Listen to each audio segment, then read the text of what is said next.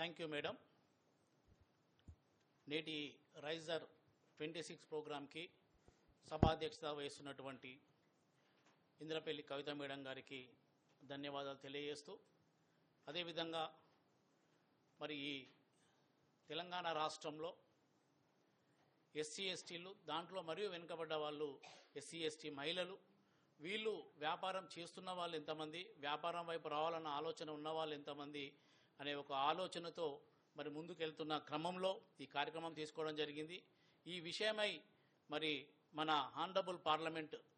member madam Kadiyam Kavya గారు madam గారిని first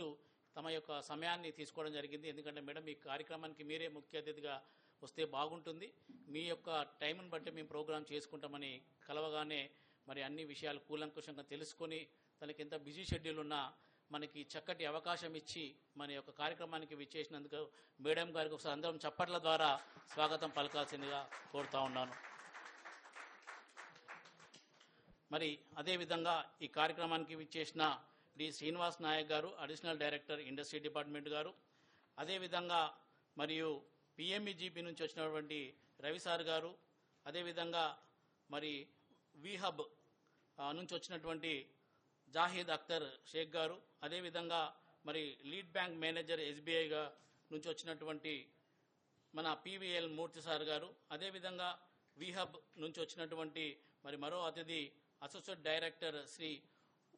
ఊహా సజ్జా మేడం గారికి, అదేవిధంగా